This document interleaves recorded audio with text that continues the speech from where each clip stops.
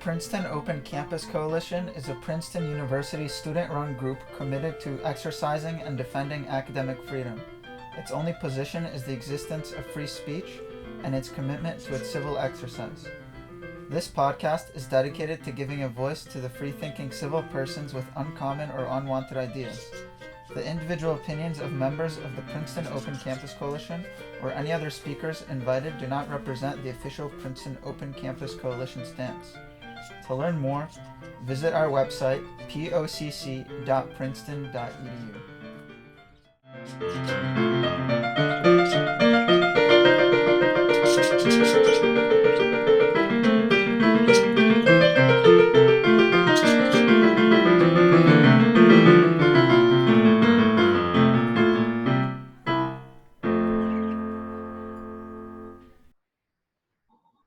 Okay, hello Arthur. How's it going? Hi, David.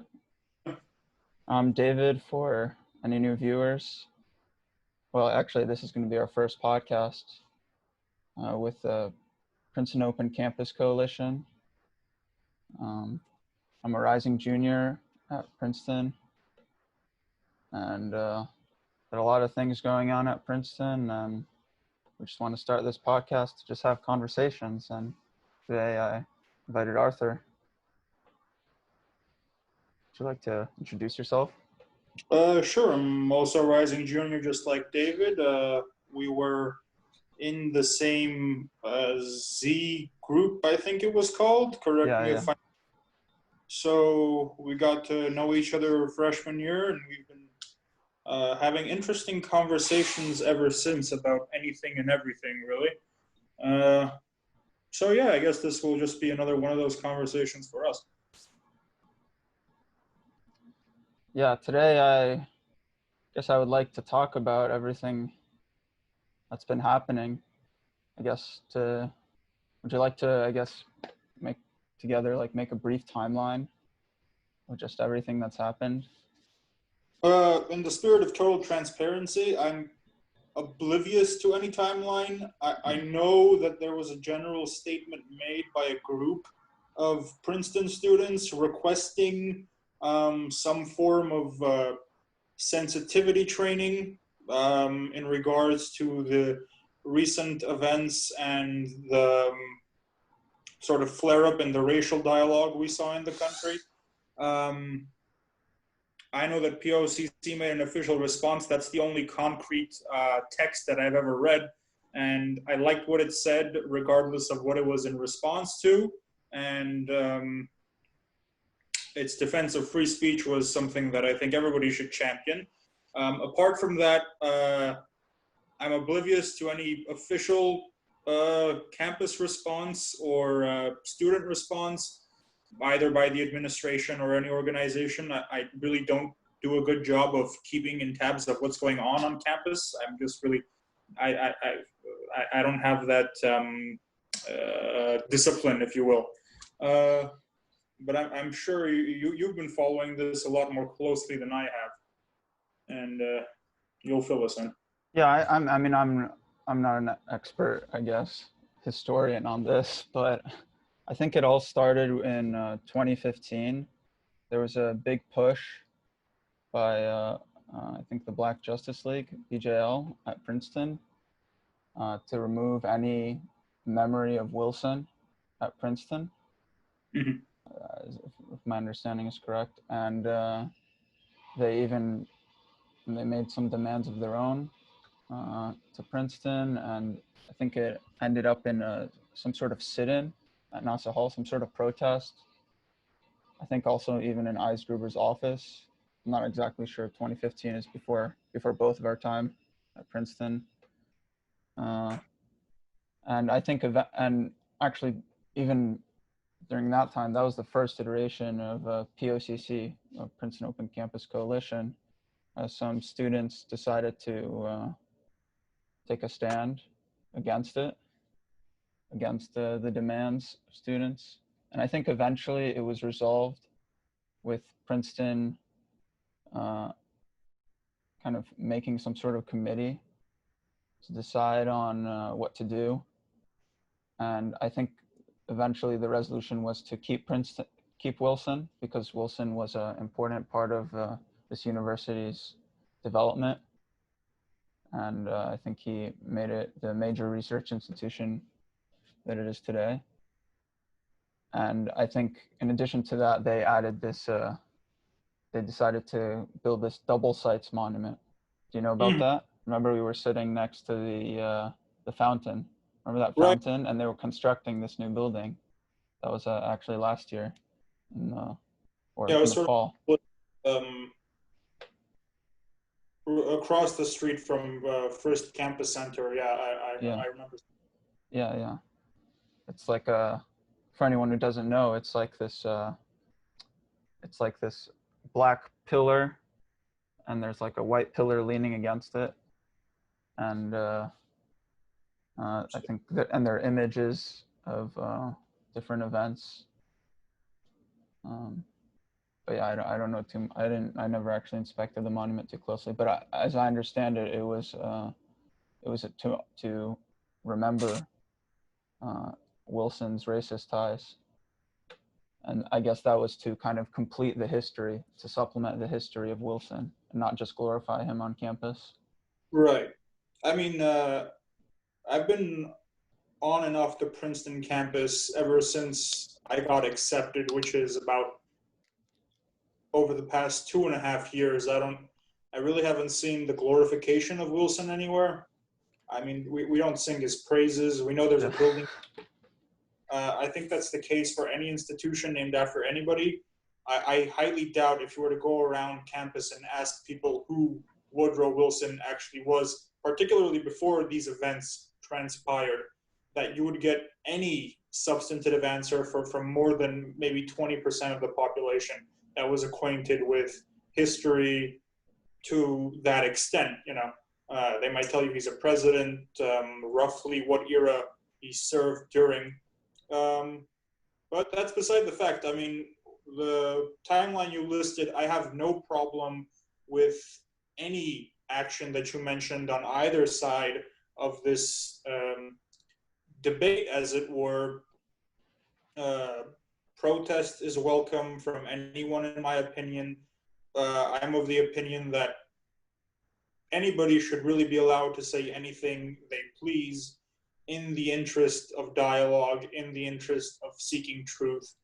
And that should be a social endeavor. You can't really do these things on a isolated individual basis. It's impossible by definition. I mean, the only way one person could have conflicting opinions on a single topic would be some form of bipolar disorder, and that's, we'll leave that to the clinicians. But anyhow, as I understand it, that there were attempts not to have a debate, but to silence seemingly one side of the debate before they even had a chance to rebut or make a statement.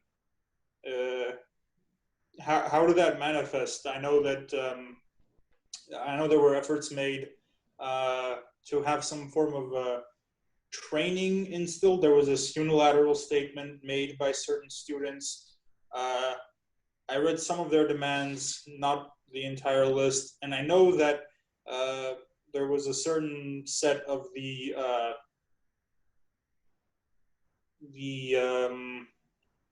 administrative body on campus, that's not probably the correct term, but the staff on campus that agreed to these conditions. My main concern is where the students, the undergraduates themselves, lie in all of this. How is dissent viewed from that side? Do you have any insight on that? So yeah, to fill in the timeline a bit. So I think I actually just recently found out about this, but I think in last year fall, they already implemented a culture and diversity requirement, a distribution requirement for all students to take. And if you're AB, I think like any other requirement, you're supposed to take a certain amount of classes in that distribution. I'm assuming a European culture would not suffice in that requirement, or what I been mistaken? I have no idea. I have no idea. I mean, in principle, any education should be fine, right? Well, let's not get into my ideas on the American education system. I could go Okay. on hours on that. But I have I always have an issue with requirements. It's not really the nature of the requirement that bothers me, but anytime I'm told I need to take a class for any reason, as good as it may be, I feel a sort of urge to do the exact opposite just because I'm told that I must do it.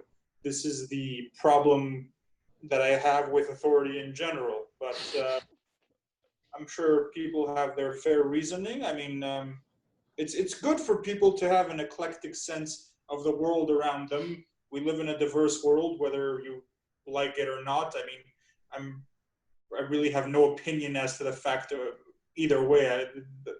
That's just a statement of fact. We live in a diverse world. I mean, you can like it or dislike it. It really would be a nonsensical thing to say because you can't do anything to alter that reality. So, yeah, it's an interesting thought. Was it a vague requirement or did they specify? No, I think it's a very specific requirement. It's like there's a full kind of description of it, just like any other requirements. Is there a curriculum that accompanies this requirement? I did not look closely, but I imagine it's for the class of 2024. So it doesn't apply to us. I think they're kind of phasing it in with the next years. No, okay. So they're passing regulations that ultimately won't affect us or the people passing, but let's put that burden on an incoming class that has no idea what we're debating on as of today. Seems sound of mind, I guess. Yeah, I mean, I guess culture is an important part of humanity, and if you're in the humanities, I guess it's important to study culture. It's inseparable from humanity, but to limit culture and to treat it as this thing that can be taught is. This is true. Especially when we have certain elements that would limit the capacity of people to express themselves, and whoever that may be, culture is the net result of all the input of the individuals in a society. When you restrict the ability, the capacity of certain individuals to say certain things, you are ultimately altering the social fabric of the society, the civilization in which you live. You are, in an unnatural manner, altering that culture. So it's interesting to me how the same, or I shouldn't say the same, some of the same people that uphold this standard supposedly of cultural diversity would also limit the input that goes into that culture. It's a rather interesting phenomenon. Yeah, for me the question is what type of classes will be in this culture and diversity requirement, and whether there will be classes that I guess celebrate white culture, as people are now calling it, whiteness, although maybe it's not accurate because there's French culture, there's British culture, there's German culture.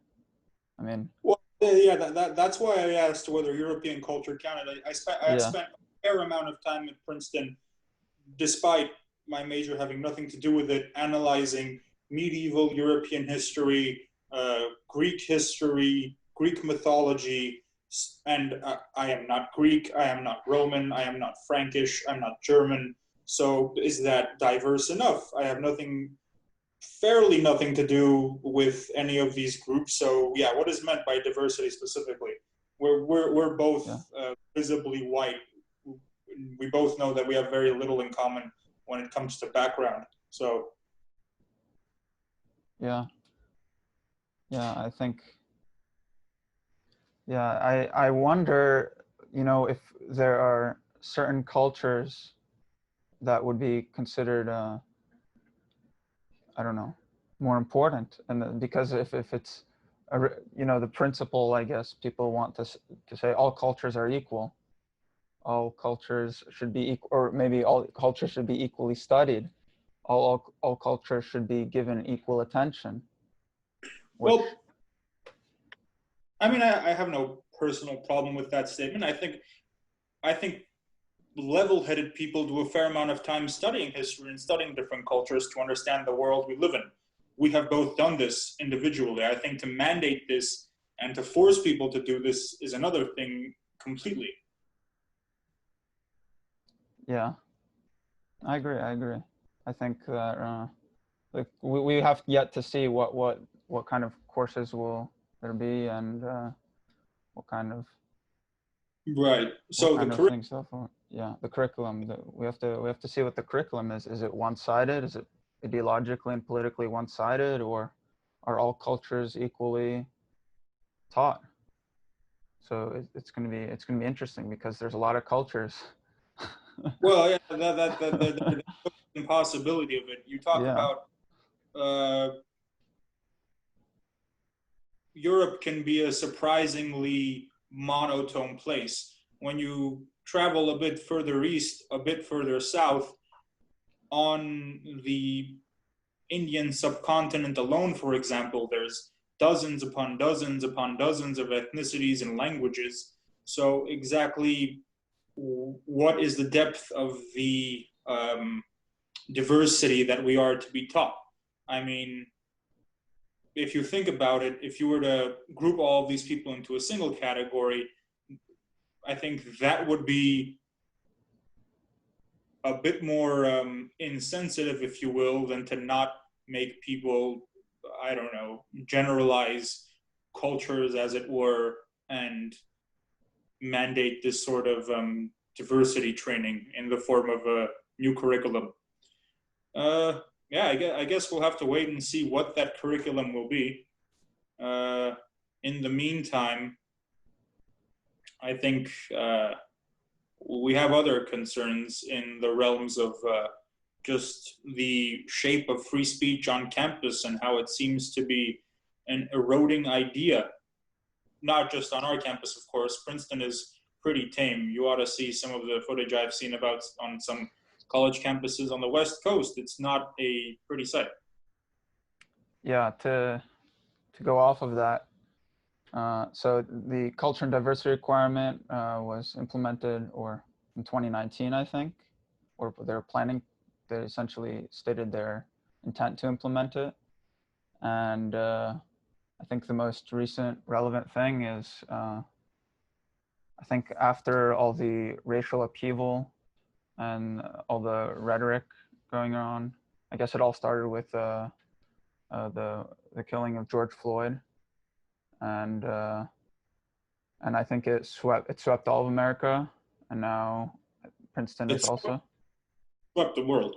yeah, it swept the world. That's more accurate. It swept the world, and so now, and there's its own manifestation in Princeton, and in Princeton, I think President Eisgruber,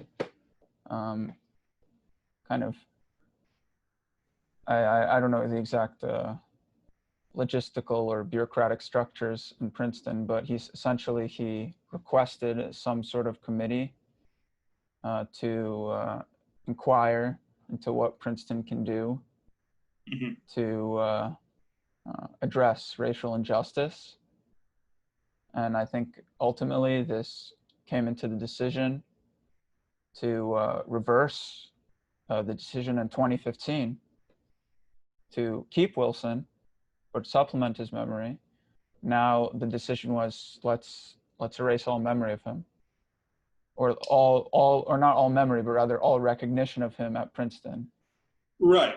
Yeah. And symbolic recognition, because when people talk about, okay, let's eradicate the memory of Wilson, your average Yeah. Princeton has probably no idea who Woodrow Wilson was and what he did. It's hard to erase a memory that doesn't exist. I'm perfectly fine with a group of people who have voluntarily gathered in an institution such as Princeton to say, well, we don't want to go to class in a building named after so-and-so. I see no problem with that.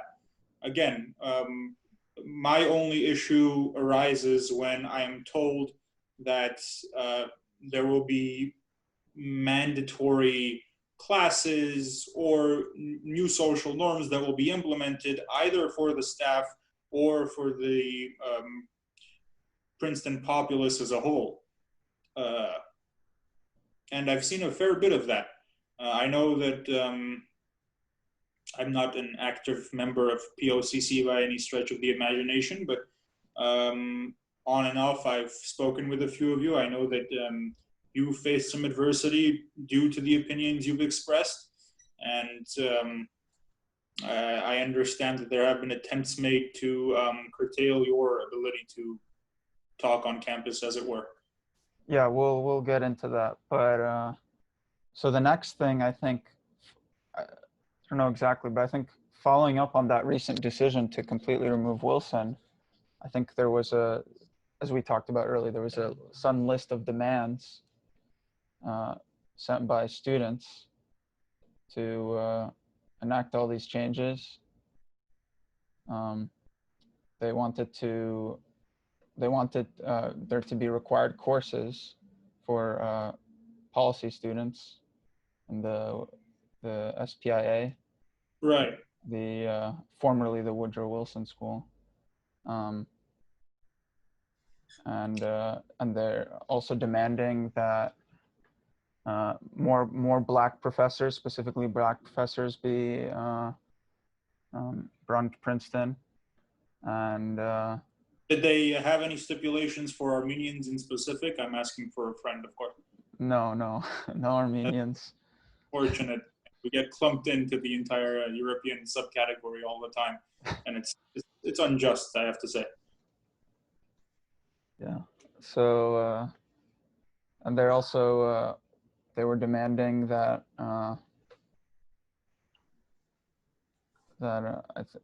think they were forget. They wanted to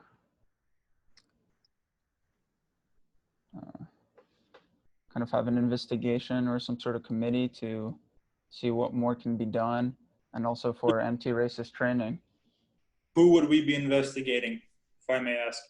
So from what I know, I think the faculty letter, there was also soon a faculty letter. So there was a student list of demands and there was a faculty list of demands. It's already mixing up in my head, but all these demands and all these petitions, but they were, but they were demanding that there be committees also to vet all the research coming out of Princeton by a specific committee to determine if specific research is considered racist. And if such research is considered racist, they may block its release or block, I guess maybe Princeton supporting it. I guess researchers could figure out ways to put the research outside Princeton, but that's an interesting way to approach problems in society. You know, we have this issue of racism in America that's embedded for God knows how long, over the past 5 centuries. It's rooted in society to a certain extent, into the collective memory of society anyhow. So our solution is, let's get rid of some names and let's not talk about it at all, and that'll be the end of that. It kind of reminds me of this George Carlin, God rest his soul, even if he didn't believe in one, of a bit I saw in middle school, where he, and I'm paraphrasing here, he said how the stupidity of people has led them to believe that if they somehow change the name of a condition, an ailment, they somehow treat the ailment, and this is not true. And in his bit, he was of course talking about disabled people and the movement in the sort of 80s and the 90s that went around, and calling people handy-capable instead of handicapped, and condemning terms like crippled or so forth. And this did nothing, of course, to alter their physical condition. the millions of dollars wasted on such pointless campaigns could have been put into research that could have treated these people perhaps in some other way. But no, we're going to sugarcoat things, pretend they don't exist, and somehow that's going to make things better. This mass voluntary social delusion, I have no other way of putting it. It's beyond comprehension in a lot of ways. Yeah, I think I watched that bit as well.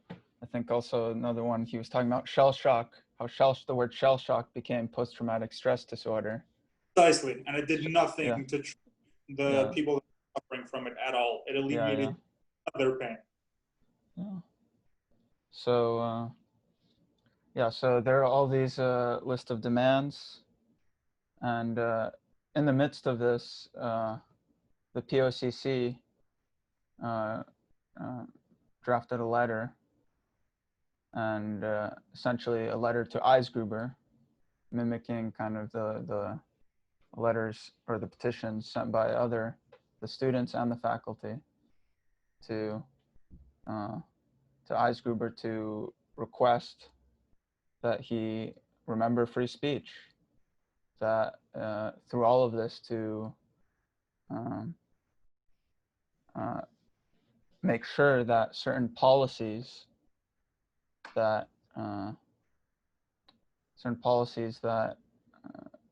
that the BJL and other student activists on campus aren't imposed on everyone else forcefully, like exactly what you were saying, to allow students to essentially dissent, allow students to disagree with the mandatory. You cannot think without the ability to dissent. It becomes truly impossible. You cannot have anyone in society control the narrative. That's one of the greatest sins known to mankind. We come from cultures, we know very well what that may lead to. And it's not Orwellian, it's not fantastic, and it's not science fiction. Our parents have lived through this. They have seen this firsthand. So you take away the ability to dissent, you take away the ability to think, and then what's left? What's the point of it? Yeah. They want to forcefully implement anti-racism training. That's another one.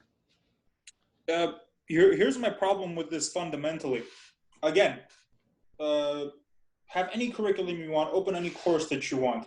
Even if 100% of the Princeton population agreed to curtail a viewpoint, to curtail an individual's right to express their thoughts on campus, even if 100% of the Princeton staff, the undergraduate population, the graduate population agreed to this, it would still be wrong.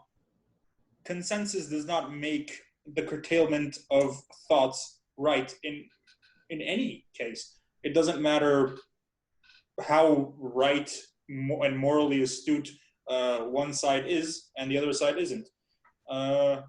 I think this comes fundamentally, it boils down to a lack of understanding of what free speech is, and frankly, what rights are, and how they were enshrined into this society when, the Bill of Rights, for example, was implemented. Yeah, as I understand it, the Bill of Rights, part of the implementation and justification for the Bill of Rights was that it would protect minorities, it would protect minority opinions.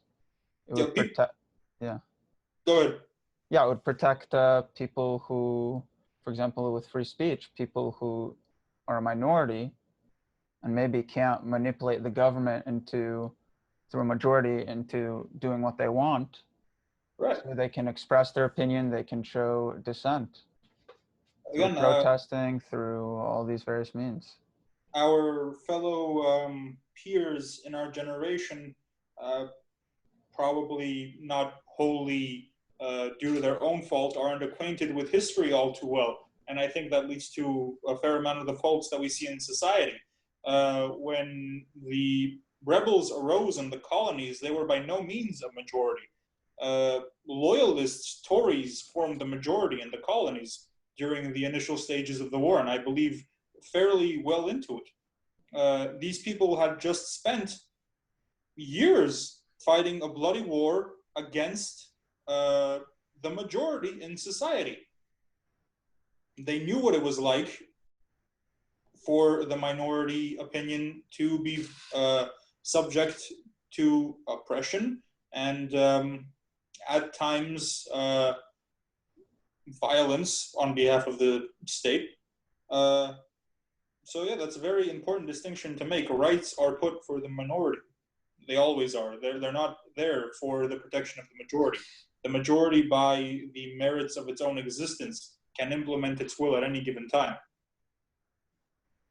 I think also, in part at least, to add on, it's not only a loss of sense of history, maybe, but also I think a loss of sense of certain values.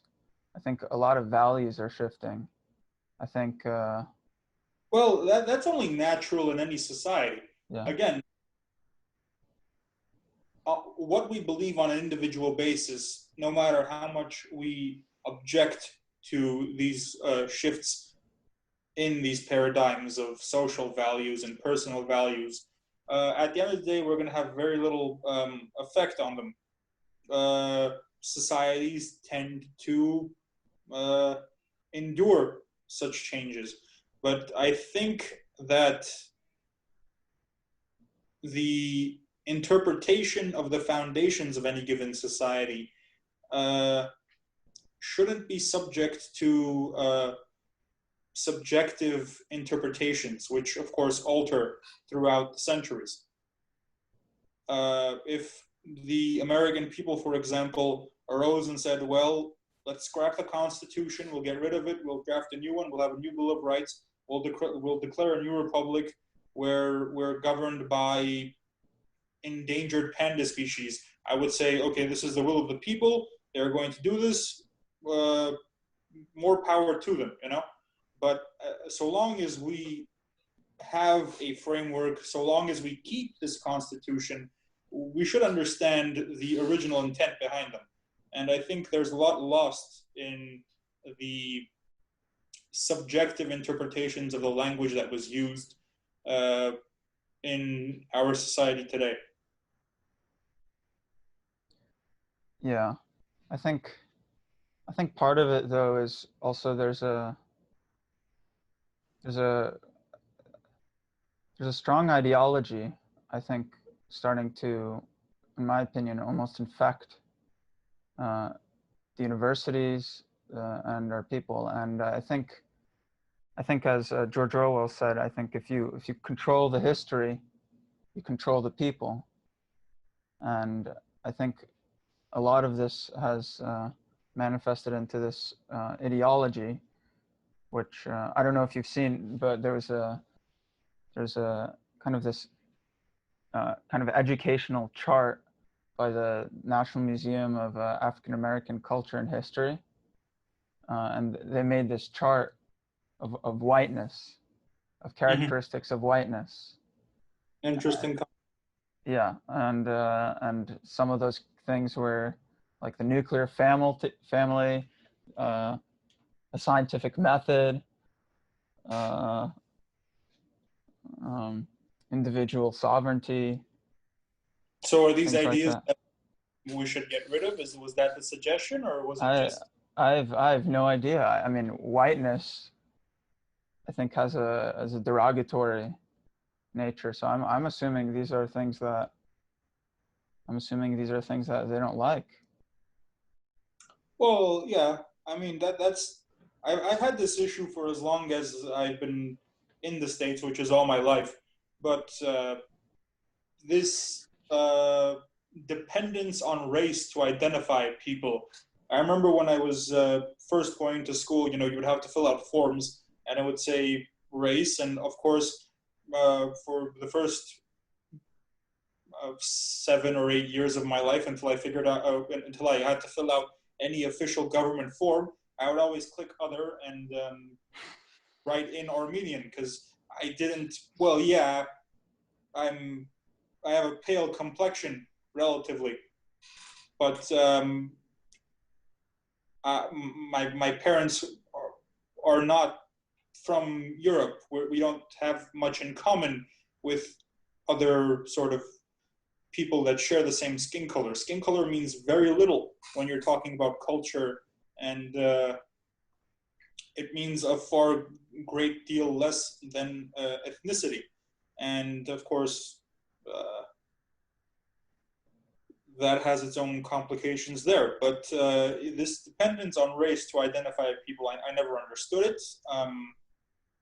I don't understand the reason to do so. I don't accept that anything ties me to an Englishman more so than it ties me to an Ethiopian. For example, culturally, religiously, I am tied much more to the people of Ethiopia, to the people of Eritrea and Syria than I am tied to the people of Vancouver. It has nothing to do with the color of our skin. History doesn't work that way. Yeah, I think there's been they justify it as a goodwill to combat, say, supposed subjugation of systemic subjugation of oppressed races in society. But ironically, that assertion has resulted in a sudden re-emphasis on the importance of race. You know, it was supposed to be, after all the civil rights stuff, after all the, even starting with America asserting freedom of religion, it was supposed to be in the public, essentially in the public space, in front of a court. Your religion doesn't matter. When you're being tried for a crime, doesn't matter if you're Christian or Jewish or Muslim, you'll be treated the same under the law, and no one can bother you for practicing your religion. But in a strange sense, all these things that were supposed to be pushed into the private, all these things that we said, you know, it doesn't really matter. I can be friends with someone and talk to someone who is completely different race, completely different culture, completely different religion from me. And the American idea, I think, was saying that the most, not only American, I think maybe even starting with the Enlightenment, the idea was what you think matters, what your opinions are matter, and that was the most important thing, your individual identity, rather than your group identity. And I think it's kind of flipping. There's a flip. Well, yeah, that has it's become perverse in a very twisted sense. I believe your parents, like mine, came to this country in the 90s after the collapse of the Soviet Empire, if I'm not mistaken. Yes, yes. I actually had this conversation with people, and I still, even though I've heard the point made, I do not know what my burden of guilt is, considering that my parents, none of my ancestors ever stepped foot on this land, on this continent, before the year 1996. None of them. They had nothing to do with its history, with its development, with the sins that may have been committed by this nation, or rather the citizens thereof. Yet somehow, by the merit of my skin color alone, an accident of birth, I somehow share a burden to institutions like slavery and segregation. Mind you, while slavery was going on, my people were busy getting squashed in by two neighboring empires, and of course, you know, it's difficult to subjugate other people when you're being massacred yourself. But I guess that doesn't really matter. So yeah, I'm sure you faced this yourself. Yeah. My parents are from the Soviet Union. They have nothing to do with any of this. But I think the argument many people might make is, okay, maybe you're not you aren't part of America's history of racist oppression. But But I'm really not. It's yeah, but you are white adjacent. So you I'm white adjacent. this is something that I've heard, maybe Uh, misquoting, but essentially the idea is you have white privilege, uh-huh. and you, I guess, you have experienced a lot of benefits from this white privilege, Mm. and there's the inequality, and so they might if there is a massive system of reparations, I don't know if there will be, but if there is, they might use such arguments to extract monetary value from people who have actually no history with Uh, this. be that as it may, I'm not gonna get into the debate over white privilege in this. Be that as it may, uh, and assuming the worst, uh, my whole point lies in the fact that physically, mentally, I don't know, spiritually, how deep you want to get, however uh, much philosophical you want to get. Um, no biological ancestor of mine stepped foot on this land before the mid 90s. They had nothing to do with the good or the bad. So, I mean, I can't take credit for the foundation of America. I can't take credit for the uh, American involvement in, I don't know, World War II Europe. I can't take any pride or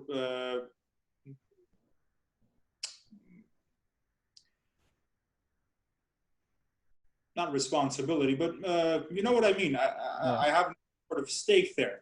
So if that's the case, then how am I to be blamed for the sins of America when it comes to that? Yeah, it is this strange thing that's going on. I think one idea that encapsulated it is that if you're not with us, then you are against us. There's Well, this. Say it again. I have a bit. I've had trouble understanding this for quite some time. Yeah. Uh, who is us? So I think, for example, the Black Lives Matter movement and this whole anti-racist movement, it's an interesting word construction, anti-racist, because if you're Yeah, against any of the tenets of the Black Lives Matter movement, Black Lives Matter organization, you must think that Black lives don't matter. Or if yeah, ridiculous proposition in and of itself to think that rational human beings living in the year 2020 could think that any human life doesn't matter. This this is one of the issues that I have a sort of a problem with. That I do not like being talked down to. I do not like being talked to like I have no morals or ethics, and that I need to be taught morality or ethics from anyone. And moreover, from my own generation and people younger than me, sometimes uh, this notion that I somehow crawled out of a rock a few years ago, and I'm just getting acquainted with civilization, and I have no idea with what morality and what ethics are. It's something preposterous, and if we're ever going to use the word insensitive, this would be a proper usage of that term. It's rather dehumanizing to think that there are people out there who think like other humans. These people are so morally aware and so morally astute that they have taken it upon themselves to teach the rest of us that we need to value human life, that they will teach us how to live. The new messiahs have arrived. Congratulations. I think there's a word for it, they're called woke. Woke. Yeah, It's like they're yeah. enlightened. That was thrown around in high school. That was, yes. Oh. I didn't even hear it until I came to Princeton. But yeah. Yeah. humans will never fail to disappoint me in ever new increasing ways. It's wow, oh god. Yeah. As if regurgitating a Facebook post on every medium of social media you're involved with somehow is a beacon of your morality, and then you're going to tell me now how I need to live. This assumption, it's amazing in a lot of ways. Just how clueless some people can actually be. It's really amazing. Yeah. I when such situations, when you can feel that there is something historic about everything that's going on. There's a lot of massive changes going on, or massive plans. And, you know, there's the famous idea, learn from history so that you're not doomed to repeat it. Mm. And for me, the thing that pops out the most when I think about all this, I immediately think to communism. A lot of ideas in communism, for example, ideas of guilt, class privilege. Now it's racial guilt and racial privilege. Well, again, I mean, people, especially from our generation, and this is true of all generations, they tend to be oblivious to historical facts probably more than 5 years in the past. You're right. This absolutely happened in the 20s and 30s. Race wasn't used because more or less many of the people in the Soviet Empire fell under a certain racial category. You know, you had a lot of Russians were white, Georgians were white, Armenians were considered white. You had the Baltics to one side, Eastern Europe on one side, and the population was predominantly white. This did not stop from a certain subset of the population sending undesirables that they deemed to be undesirable off to the labor camps, to eventual death. And this idea of class guilt. And it didn't disappear, by the way. If you look at the regime in North Korea, there are people that are sent into labor camps. Their generations, their descendants, 3 generations down, still bear that guilt.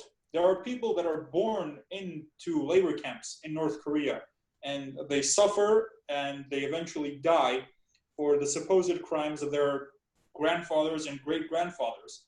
This concept, unfortunately, did not disappear with the collapse of the Soviet Union. Yeah. Another thing that kind of reminds me is that a lot of communist propaganda was focused around the idea you must be of the mind of the collective. You must be one with the proletariat. You have to think for the proletariat before you think for yourself. You have to think for the collective before you think for yourself. Unless you're a member of the party, of course. Yeah, yeah, and it was essentially an ascension of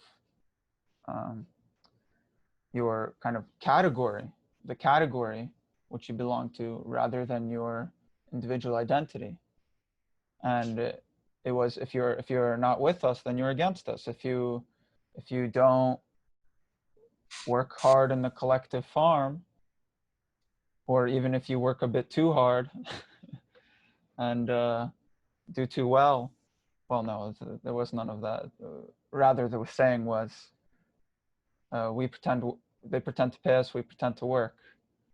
But well, yeah, but the idea was that, for example, if you don't support communism, then you must be a British spy, a capitalist British spy who wants to subvert all of the Soviet society. There was no dissent allowed. that's not the most outrageous part of it. The worst part of it was the notion of collective guilt. Yeah. You know, it started off with family members. You had family members arrested as a whole and then shipped off. And then you had the dekulakization, which occurred in Eastern Europe, where you saw sort of small-time landowners, this entire class of people, which numbered in the millions, just packed up and shipped off to the tundras of Siberia. That's not the worst part of it, but if you look at the history of the Soviet Union and if you analyze its deterioration, there is a bit of hope in all of this in a twisted sort of way, and I'll elaborate. So, in the Soviet Union, the state had an official ideology, and in order to be anybody in that society, anybody of substance, anybody of importance in that society, you had to swear loyalty to that ideology. You had to be a member of the party to get somewhere.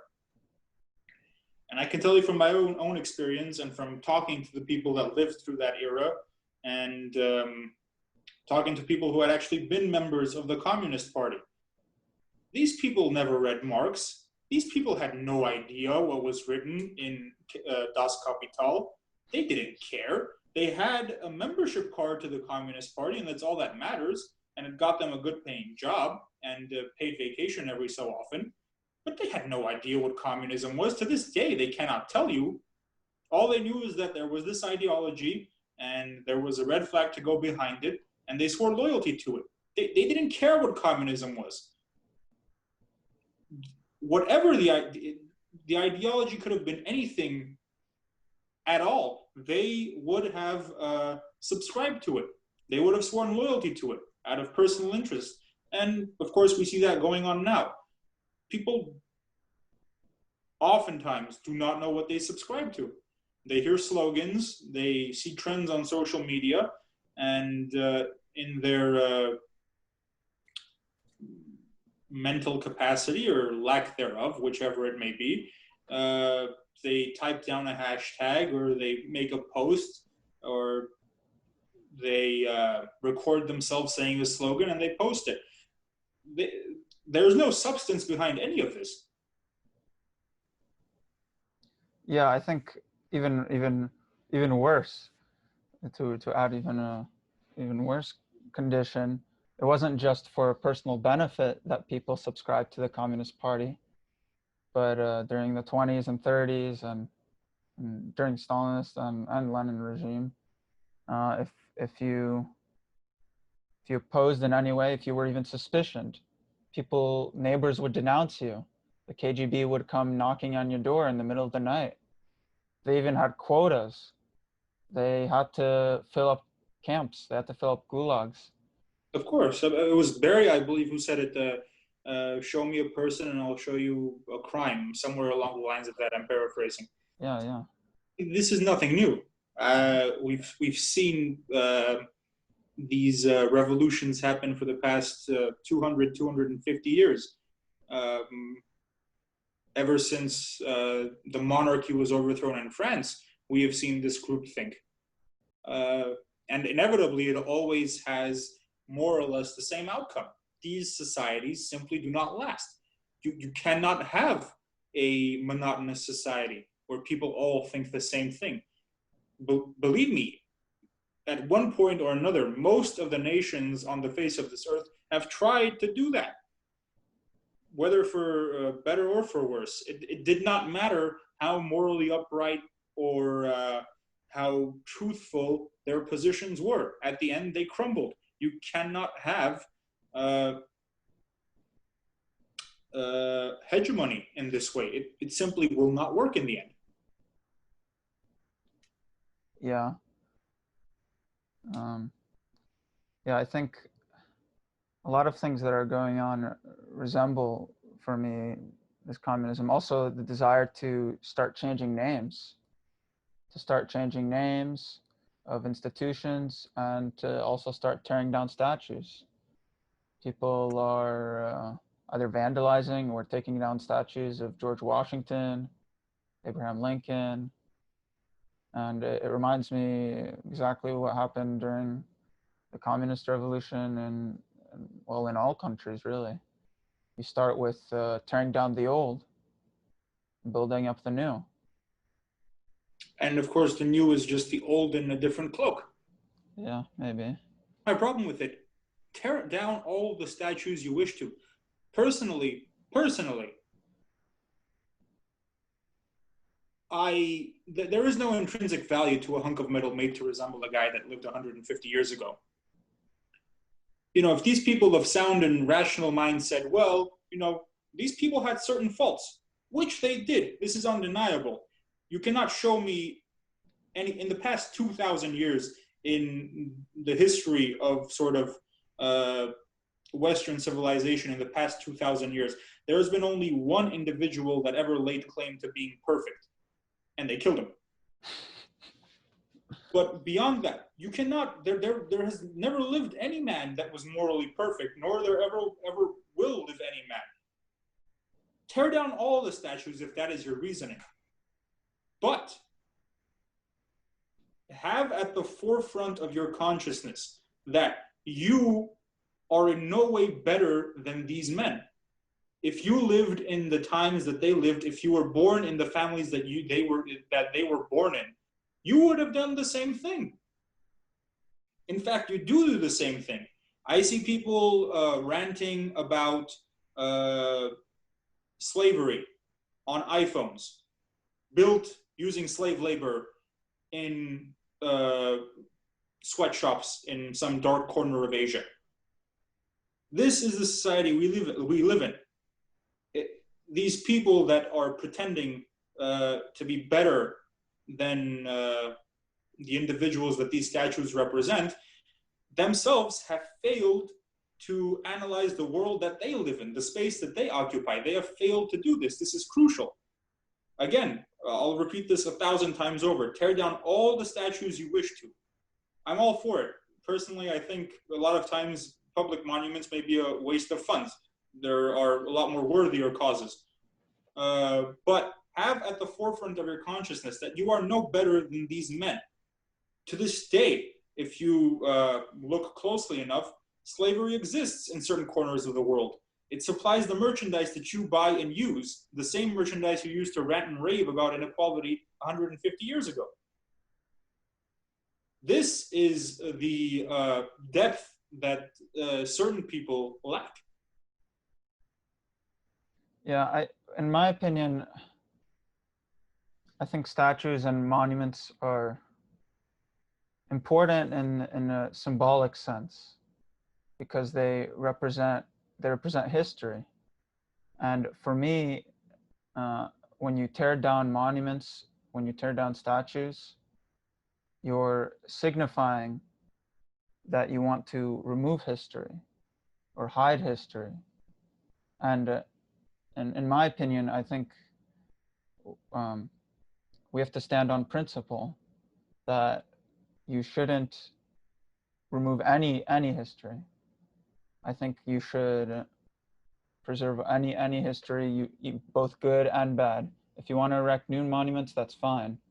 The same way you don't burn books, I think it's the exact same thing. You don't burn monuments or tear down monuments or destroy them or vandalize them. It's history, whether you like it or not. You have to remember it, you have to understand it, and you have to learn from it. Well, that takes a lot of effort that a lot of people don't want to contribute, if you will. Again, we cannot separate the good from the bad. If statues are made solely for the purpose of glorifying individuals, tear them all down. I have no interest in glorifying men. That's just not something that I do. If you're going to come at me with the argument, well, these people had faults, well, yes, they were people. It's in the definition of person. You were born, you make some good decisions, you make a lot of bad ones. It's going to happen to you too. What bothers me is when the ideas that certain people represent are then shunned or cast out because the thinkers of that day, the people that wrote these ideas down and enshrined them into our civilization, had faults. perfect ideas can come from imperfect men.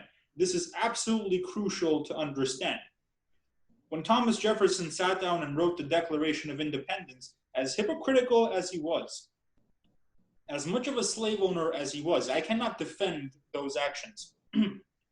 He wrote about this himself, about the sins of slavery. Thomas Jefferson acknowledged this. He didn't stop doing it. He was a hypocrite, self-admittedly. But when you remove that and you read the Declaration of Independence and the ideas in it, any rational human being who says that these ideas are somehow imperfect has to be absolutely mad.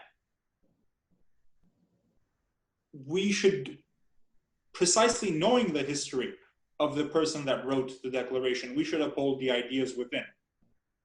You know, we don't need a man claiming perfection, which would be the same thing as a man claiming to be God. You know, there is no objective moral standard in human form. It doesn't exist. Are we to scrap all ideas then?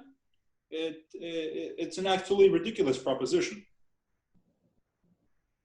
Yeah, I think there are principles that Western civilization, I guess you could say, coming out of Europe with the Enlightenment, that were developed that turned out to be so powerful that they transformed the world. For example, the scientific method, implementing science to investigate reality without subjective opinions about that reality, and starting from basically just observing. And I think a lot of principles like that came out of Western civilization that have turned out to be very successful. And even though there may be, as you said, hypocritical ideas, hypocritical people. People that thought them, yes. Yeah, people that thought them, yes. This is nothing new. This is not a statement. Yeah, the principles that people held, or the principles that people wrote down, have truth in them.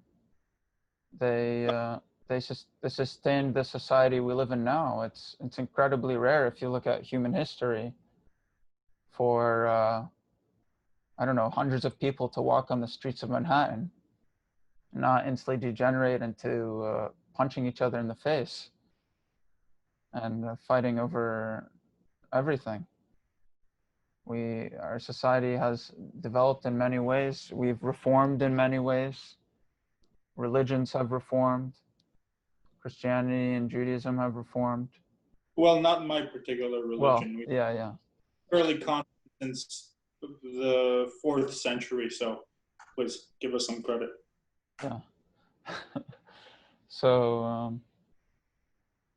I think there's an expression: "Don't throw out the baby with the bathwater." And not throwing out the baby with the bathwater. This is the intellectual equivalent of throwing out the baby with the bathwater, then running over the baby with a steamroller, then proceeding to scraping him up and then shoving him down the flooding drains. Again, we cannot live in a society where we automatically throw out the ideas and the contributions of imperfect people. There are no perfect people. We would live in a society that literally made no progress. In my field, the biological field, which is centered around the theories of Darwin, every advance we make, more or less, in biology is attached to the original concepts of Darwinism. In the 20th century, terrible things were done under the ideas, sort of the perversions of Darwinism. Eugenics, you name it. Social Darwinism. Terrible things were done to humans. Are we to throw out the Darwinian model of evolution? Are we to repudiate all his contributions to biology? Should we start from scratch? Okay, sure. This is a ridiculous proposition. Nobody is saying, for some reason, although it might be a matter of time, God forbid, I don't want to give anybody ideas, nobody is saying yet that we should throw out all the medicine that was discovered as a result of human experimentation, all this. Terrible things though they were, we have not done this. Humans so far have proven to be intellectually sound enough to not do this. Why is it then, when it comes to law, when it comes to the Constitution, Declaration of Independence, why is it then that we wish to throw out these ideas, philosophical ideas, in the same way that Jefferson, Washington, Lincoln were imperfect people, Darwin was imperfect. The fathers of biology in the late 19th, early 20th century were imperfect. These were not, quote unquote, good men in every sense of the word. Yeah, I think going back to ideology, I think the attack in many ways on all these foundational principles has to do with the underlying ideology that the fundamental level of examination of humanity is not at the level of individual, but at the level of your group identity. It's not your individual identity, it's your group identity. And I think in many ways, and group guilt and group privilege, and in many ways, I think this is antithetical and in direct contradiction with a lot of foundational principles, a lot of law. In law, you're judged as an individual. You committed your crimes. No one cares what race you are. If you murdered someone, you murdered someone. Easier said than done, my friend. Yeah. Unfortunately. Yeah.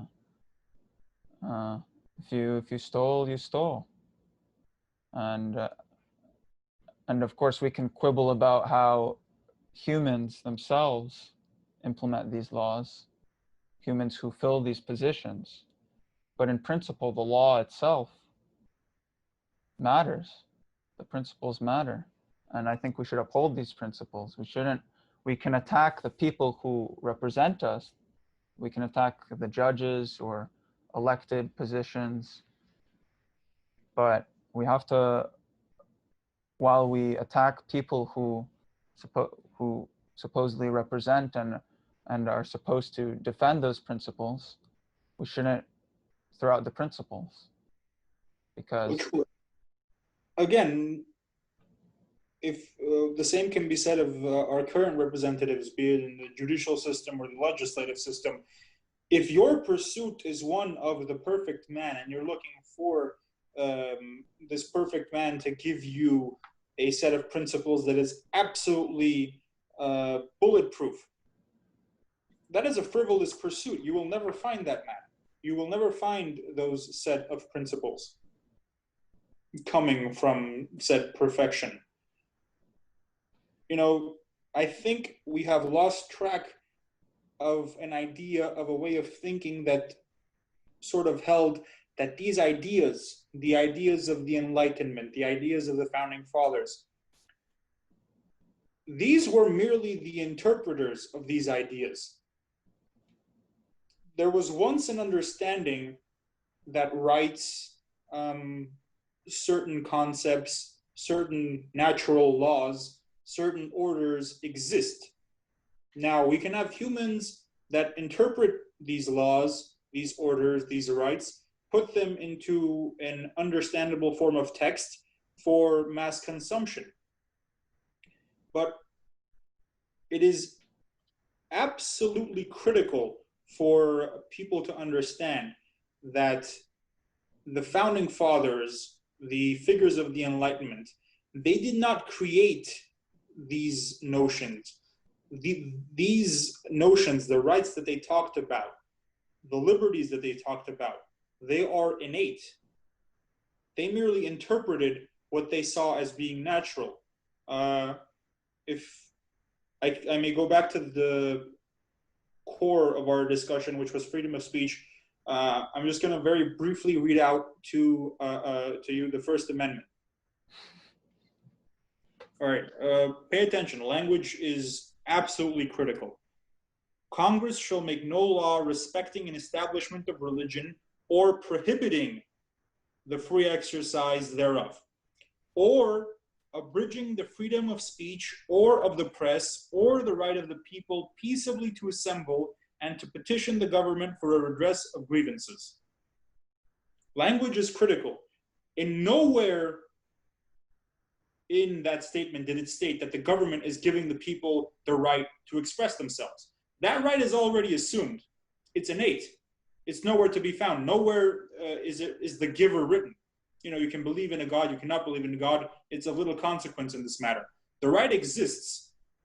It just does. All the First Amendment says is that no institution shall take away that right that already exists. Government is not giving us the right to speak freely. We're born with that right. Government simply cannot take it away, and these people affirmed it in writing. Yeah, I think in many ways, what you were talking about earlier about kind of truth and morality aren't concentrated in specific people, but are kind of supposed to be these ideas and principles that are above us almost. These even if you believe in God or not, that in some sense they're above us.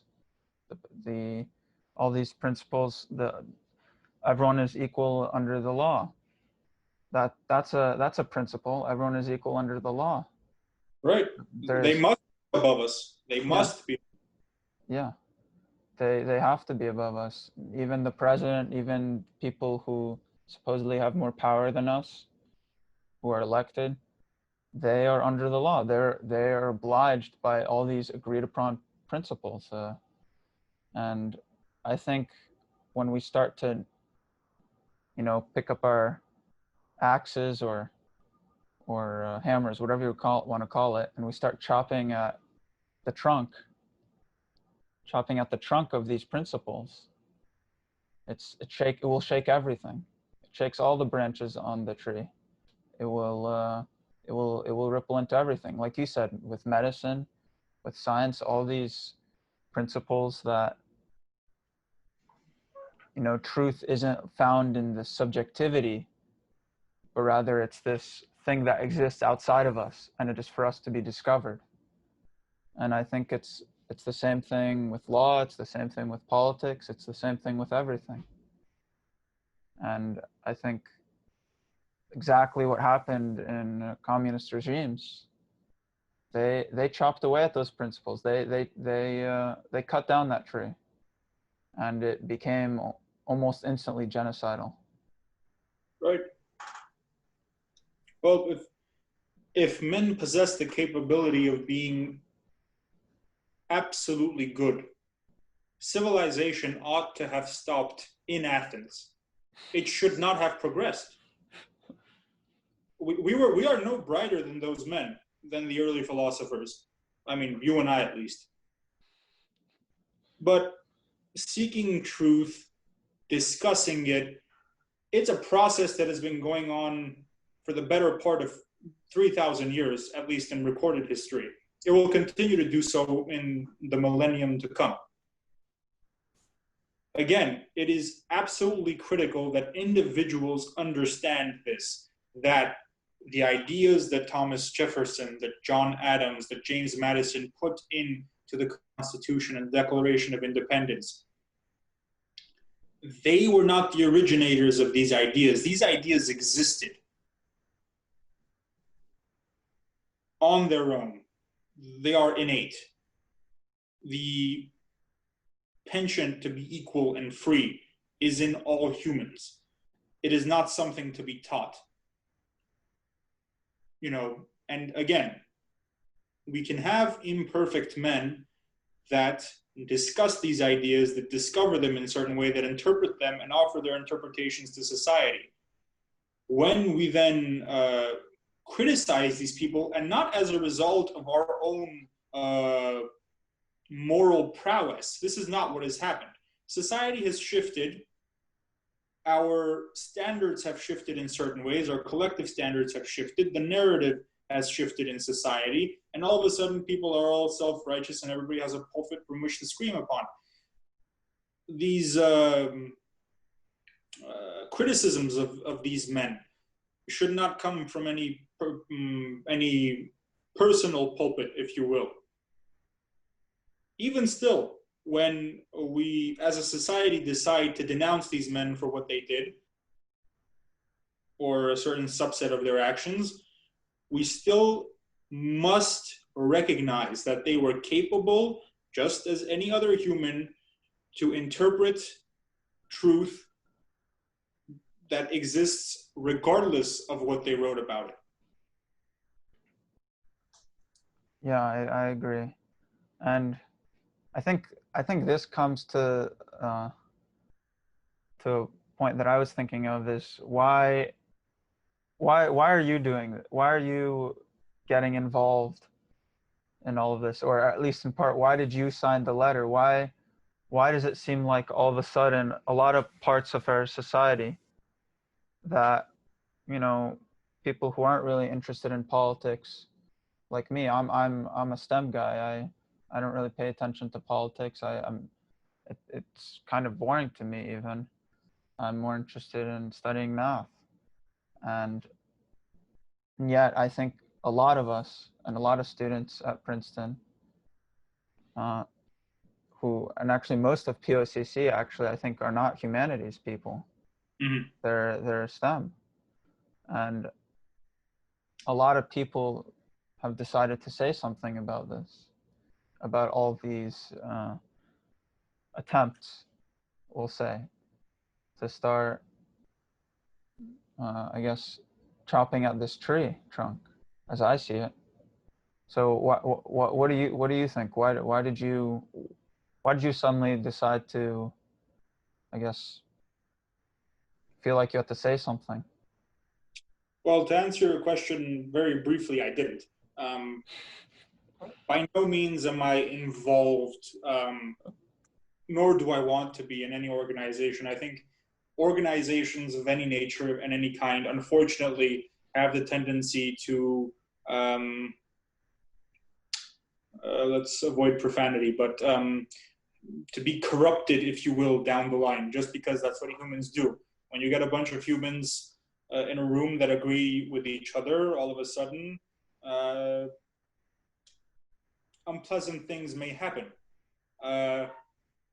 Again, my involvement in the entire POCC thing was the letter that I read and I signed on to because in principle, I agree with what it had to say in defense of free speech and in opposition to any curtailment of any speech, no matter what it is, you know, and I say this as a person of a group, and I know that, you know, we're very much individual people, but, you know, we're both members of groups that have been persecuted historically, and rather severely. We know the history. And I think you would agree with me that no matter how extreme somebody would attack us, we would still say, well, that person has a right to speak in society. That's just how it is. Would you agree with that? Yeah, I have great respect for German culture. You know, my favorite musician is Bach, and he's German. Well, whatever it may be, I'm talking about the modern day. I'm saying that, Yeah. you know, we wouldn't actively go out and try to silence people if they said unpleasant things about our groups. Yeah. You know. Yeah. We would debate them. We would counter their efforts. We wouldn't say that they have no right to speak. We wouldn't do it. At any rate, so I've been more or less of the convictions that I am today for the better part of the previous decade. So this is nothing new.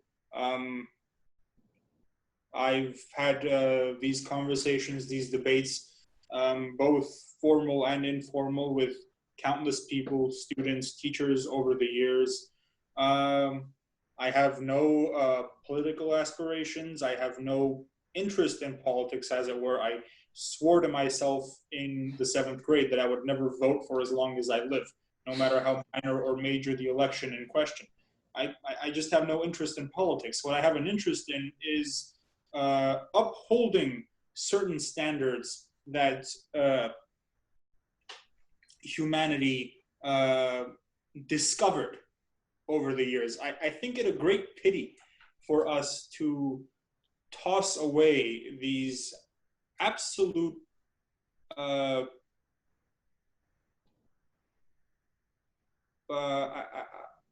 I can think of a no better word to describe it than awesome.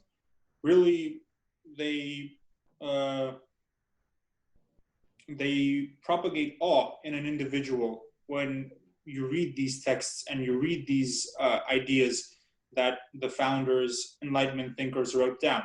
These awe-inspiring notions. I think it a great pity for us to throw this all away because all of a sudden our society has shifted in such a way that we find the personal actions of the individuals that wrote these words to be unacceptable according to our modern standards. It would be a great shame if we lost this. You know, society would experience a devolution, if you will. Well, then I think I guess I guess you say that you have been involved. You're not really taking any new stance. You've been involved in this for 10 years. Yeah. More. Yeah. I think for me at least, I didn't want to be involved in politics either. I always thought it was boring. I don't want to, you know, as people are now, political activists. I don't want to, you know, spread my, as people say, spread your lived truth. I don't want to start writing petitions and do that sort of thing and try to, you know, enact change in our society, things like that. And I'm not really interested in it. I just want to do my thing. I just want to read math, do research, things like that. But I think for me, at least, I suddenly felt like I have to say something because there are these fundamental principles and values that are irrelevant of what you study, what you're interested in, what you believe, what you even, well, maybe for most religions, but I think cross-culturally there are a lot of like principles that are recognized, such as the sovereignty of the individual. You know, it's a principle that is in not only in Western civilization, it's all around the world, and it's not just a Judeo-Christian value. It's there's a Hindu value, there's a Buddhist value of that. There's every culture almost. I guess there's some cultures that assert the importance of group identity over individual sovereignty, but to me it seems they don't last long. Right. They don't last long. Well, yeah, that is the impending threat as we may see it. Whatever personal convictions I have, religious, moral, or otherwise, I have no interest in convincing people to convert to my set of ideas. Now, if that makes me a bad Christian, if it makes me a bad human, so be it. I do not want to change anybody's mind. I do not want to tell people what to think. I by no means wish to encourage anybody to alter their thoughts or to think in a certain way. But if I am to encourage people to do anything, it would be for the love of God. I do not care what you think, but please think. Think for yourself. Think beyond labels and just sit down and analyze in your own rational capabilities what it is that you wish to accomplish, what it is that you believe to be true. Think. Simple as that. And I think that limiting speech inevitably limits thought. And exactly what Orwell said. If I am to, well, great minds think alike. Well, if you are to limit thought, you are limiting essentially a person's ability to be human. You are stripping them of his or her humanity. That is precisely what makes us human. It's the definitive feature of our species, our ability to think. So, in a lot of ways, if you're going to curtail a person's ability to think in any capacity, I think any rational man would prefer death over this. Like, what's the point of life if you cannot live as a human to your full extent?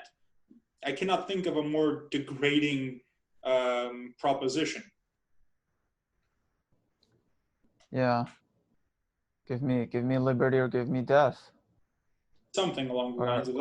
Or as Voltaire, or I think it was actually this, I don't know much about this, but this author, Evelyn Beatrice Hall, depicting Sure. Voltaire. Go ahead. I disapprove what you say, but I will defend to the death your right to say it. Yeah. It's as simple as that. I mean, yeah.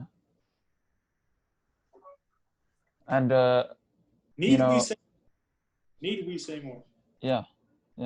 I think that, and we have decided that this should be the motto of POCC, and even though you, I guess, as you thought, or you think that any organization of people will eventually become corrupt. I think hopefully. I hope not. Yeah, I hope that with I want to call you guys out on it should I see something like that. Believe me. Of course. In the meantime, I'll wish you the best of luck in any organizational pursuit. Of course, if pursuit of free thought and speech is what you profess to be after, and you are true to your convictions, I have to support that. I think the national individual, it's something to commend. Yeah. Other than that, I think our goal, for example, with this podcast, even my opinions, I don't want to represent all of POCC. I'm not representing POCC. It's just my opinions about certain things that's been going on, and I would like this podcast in the future to be for anyone, not only people who are part of POCC or affiliated, but anyone who has any opinions, who disagrees civilly, to discuss. We've had our fair share of disagreement in the past. Of course. Quite serious disagreements. I mean, I don't want anybody to think that we're ideological twins in any sense of the imagination. Yeah. we have a difference of opinion in a vast array of subjects. We have different backgrounds from which we base those opinions upon. We are not the same individual. And I think it's necessary for people of severely differing opinions to sit across each other and say precisely what it is attributed to Voltaire. I do not agree with what you have to say. I will defend to my death your right to say it. This is the only option I see for society in order for it to progress. Yeah.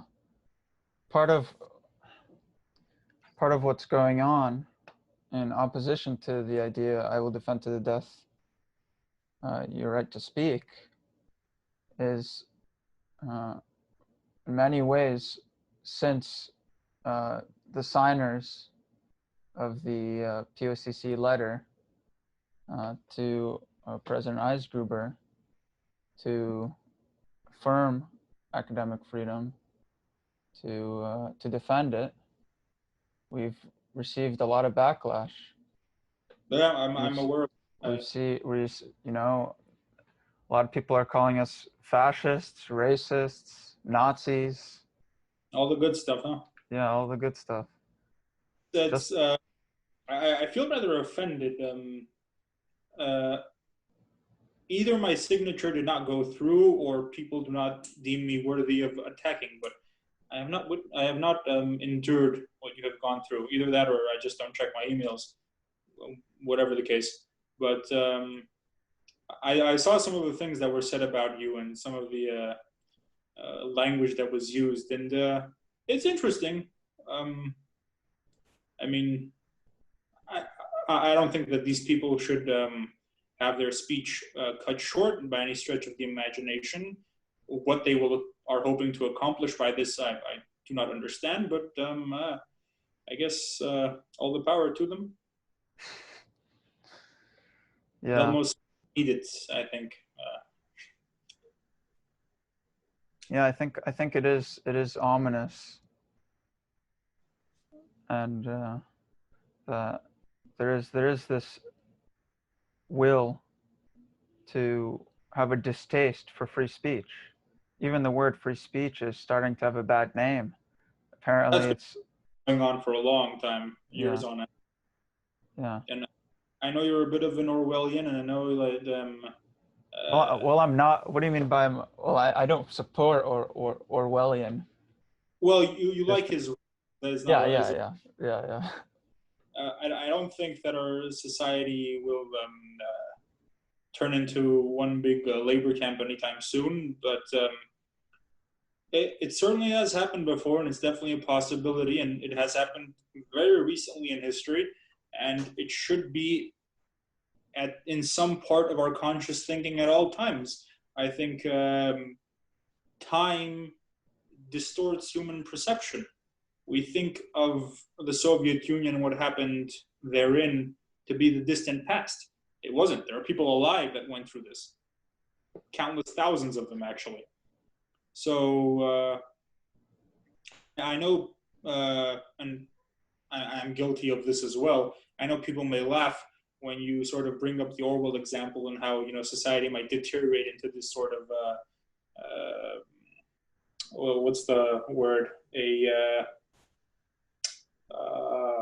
God, I'm blanking. What's the word used in the genre? A sort of dystopian society. I make fun of that proposition. I poke a lot of fun at it, but at all times I admit that it's absolutely a possibility. Yeah. We definitely should not take for granted the principles and structures, and we have to be careful. I think one person that I think of Jordan Peterson. He talks about our society, our civilization, our politics like a helicopter, like this helicopter. And if you don't like something about the way this helicopter works, but you're not an engineer, you're not just going to go up to it and try to fix it. It's an incredibly complicated machine. And you clearly have not met men from my particular region of origin, because that is precisely what we will proceed to do. And if we crash, we will not admit to our fault. But that's beside the point. It's just how we are. Whatever the case, yeah, we should proceed with caution as a whole. But see, even in saying that, I feel guilty, as if I'm telling people how to act or how to think. Yeah, I think that is the conservative perspective is be careful about fixing this helicopter. In this regard. Say it again? What do you mean by conservative? As in American political spectrum? Yeah, American political conservatism. I think generally the sentiment is let's respect we come into existence, we're born with these institutions, and life is not that terrible. Could be better, but there are a lot of good things, and we should be careful about how we play with them and try to fix them. And I think the more liberal proceeding with caution is always a good idea. Yeah. To ascribe this virtue to one side of the political spectrum, I think, is not historically correct, if you will. The people who called themselves conservatives 70 years ago did a lot to curtail free speech in a variety of forms. the FCC banned certain language on television and radio, and we must stick to the principle that no matter who's doing it, any attack on unabridged total free speech should be condemned. Yeah. It is strange. The word free speech now is considered like a conservative code word. Like you're kind of signaling to the right, essentially. It is, Well, yeah, that's why it pays off to not be a part of any political party and just separate yourself from the spectrum, which I have tried to the best of my ability to do. But that will inevitably happen. It's going to happen. It's going to happen more frequently as POCC gains traction, if it gains traction on the campus. So yeah, there's a very narrow way of combating that, really, and that's just to stick to the key principles of free speech, and everything else should be secondary. I think that you can unite a lot more people around that principle than anything else. I agree. I think that's a good way to end it. Do you have anything else to say? Not in particular. I mean, if you asked me an hour and a half ago, I probably wouldn't have had much to say, but that conversation has a way of producing itself. It's been a pleasure as always to talk to you. I look forward to any future conversations we might have, and of course, I wish luck to you in this new endeavor of yours. Well, I don't think I'll be doing much besides just doing this podcast. I think it's a good thing to just talk to people. It never hurts anyone to just talk. Conversation is one of the most underrated pleasures of human existence. Yeah, Truly. Yeah, I think it's very valuable, and I hope to have many more conversations with you and also with other people. I can only look forward to that proposition. Okay. Thanks for joining me on this podcast. Thank you for having me. Godspeed. Godspeed.